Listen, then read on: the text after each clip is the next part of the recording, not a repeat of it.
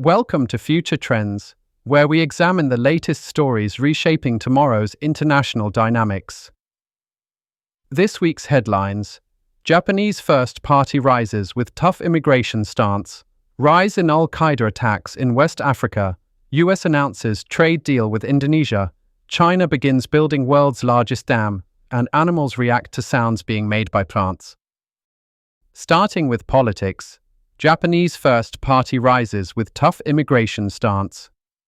The fringe far-right Sansato Party emerged as one of the biggest winners in Japan's upper house election, gaining support with warnings of a silent invasion of immigrants and pledges for tax cuts and welfare spending.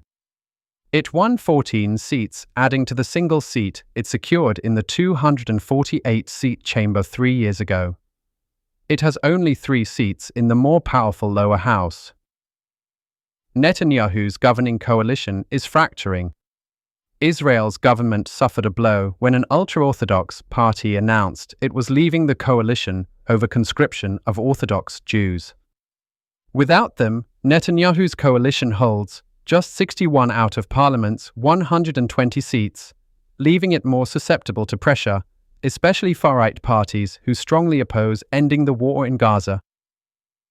Meanwhile, a Global South coalition of 12 countries including Colombia, South Africa, and Malaysia announced 6 measures to hold Israel accountable for Gaza actions.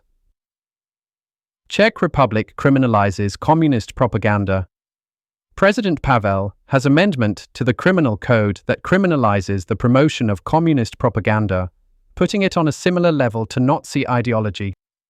It allows judges to hand down prison sentences of up to 5 years for anyone who establishes, supports or promotes Nazi, communist, or other movements which demonstrably aim to suppress human rights and freedoms or incite racial, ethnic, national, religious or class-based hatred.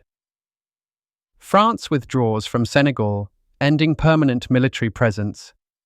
The French military handed over Camp Guy, its largest base in Senegal, along with a nearby air facility, to the Senegalese government.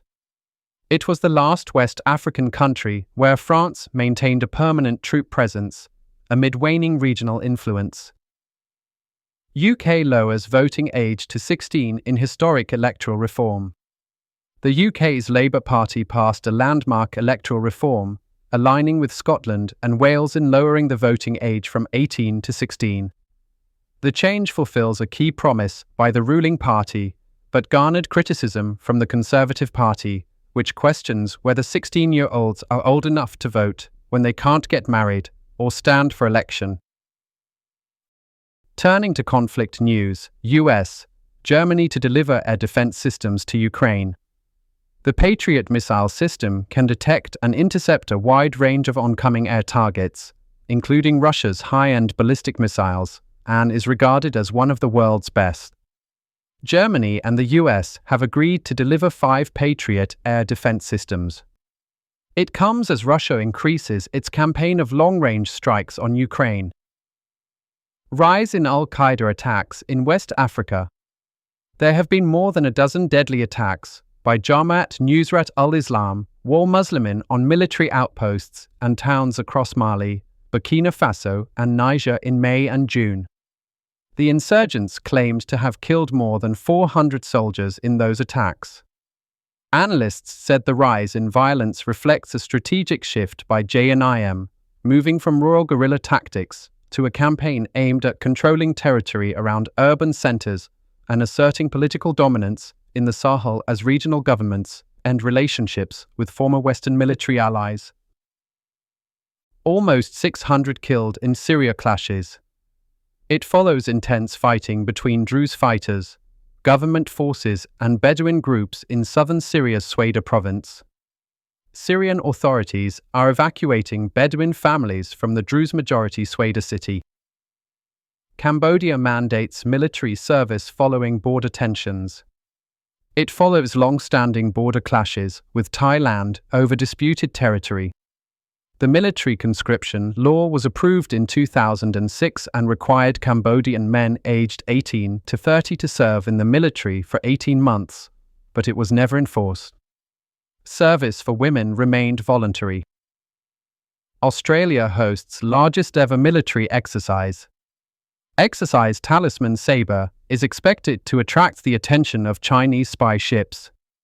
This year, more than 35,000 military personnel from 19 nations, including Canada, Fiji, France, Germany, India, Indonesia, Japan, the Netherlands, New Zealand, Norway, Papua New Guinea, the Philippines, South Korea, Singapore, Thailand, Tonga, and the United Kingdom will take part over 3 weeks. Moving to economics, US announces trade deal with Indonesia.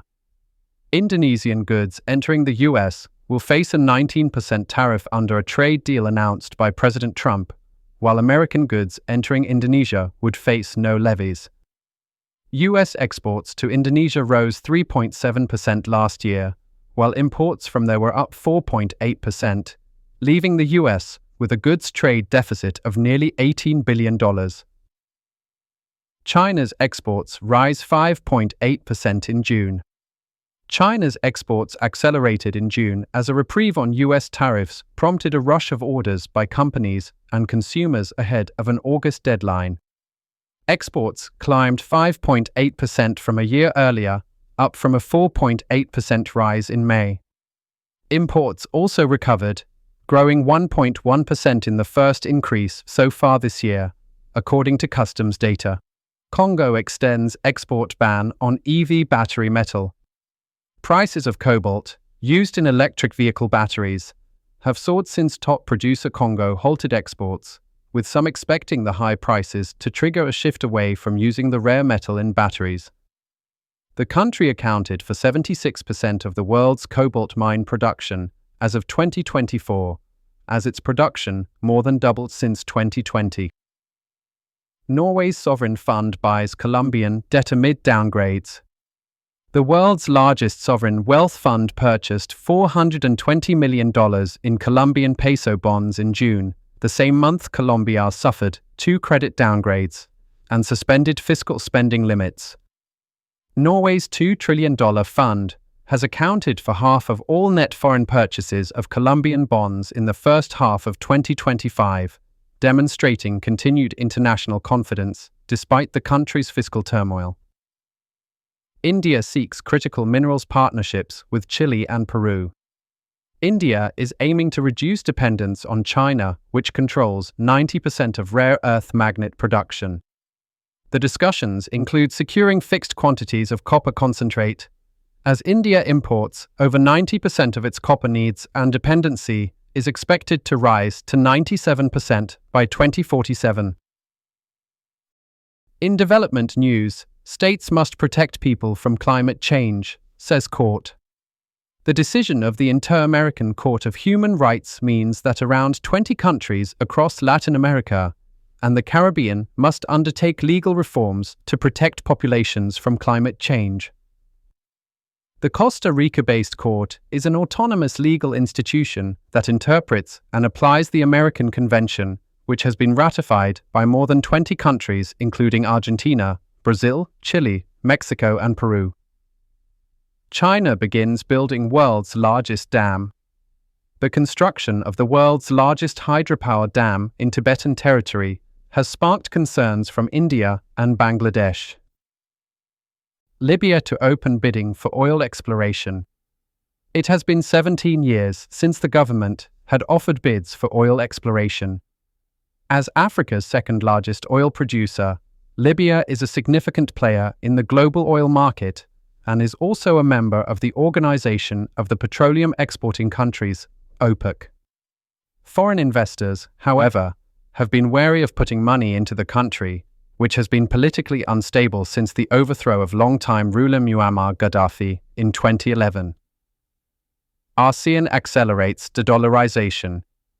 While the US dollar remains dominant overall, accounting for over 70% of global trade invoicing, ASEAN's initiatives to promote local currencies and the renminbi are gaining traction. In 2024, the share of inter-ASEAN trade settled in local currencies was above 25%, compared to less than 10% in 2019. India wants air conditioners with milder temperature settings. The Pala minister proposed a rule requiring air conditioners sold in the country to have thermostats that can be set no lower than 20 Celsius. Officials hope the small change will create massive energy savings in the country of more than 1.4 billion people. About 10 million to 15 million air conditioners are sold annually as incomes and urbanization increase along with the temperatures. Finally, our social news: babies from 3 people's DNA prevents hereditary disease. 8 babies have been born in the UK using genetic material from 3 people to prevent often fatal conditions normally passed from mother to child. The method combines the egg and sperm from a mum and dad with a second egg from a donor woman. It is the first proof it is leading to children born free of incurable mitochondrial disease. French farmers push for risky pesticide reintroduction. Farmers blocked highways around Paris in a bid to push Parliament to adopt a bill that would loosen restrictions on pesticide and water use in farming. The country's main farming unions want to reintroduce a neurotoxic insecticide accused of causing bee and pollinator die-offs. It is part of a trend in numerous EU states to unwind environmental legislation as farmers face rising input costs and households struggle with the cost of living. To get their own cash, people in Gaza must pay middlemen a 40% cut. Cash is the lifeblood of the Gaza Strip's struggling economy, and like all other necessities in the war-torn territory, it is in extremely short supply. With nearly every bank branch and ATM inoperable, people have become reliant on an unrestrained network of powerful cash brokers to get money for daily expenses, and commissions on those transactions have soared to about 40%. Animals react to sounds being made by plants. In the first ever such evidence that an invisible ecosystem might exist between plants and animals, new research found that female moths avoided laying their eggs on tomato plants if they made noises they associated with distress, indicating that they may be unhealthy. New Chinese criminal software allows the copying of any site. Darkula is an example of new and sophisticated phishing as a service. It's marketed in cybercrime forums that provide attackers with access to infrastructure required to launch phishing campaigns. Phishing is when a scammer uses fake websites, texts, or emails to persuade someone to give up personal information. That's your Future Trends update for this week. Thank you for watching, and we'll see you next time with more stories reshaping our world.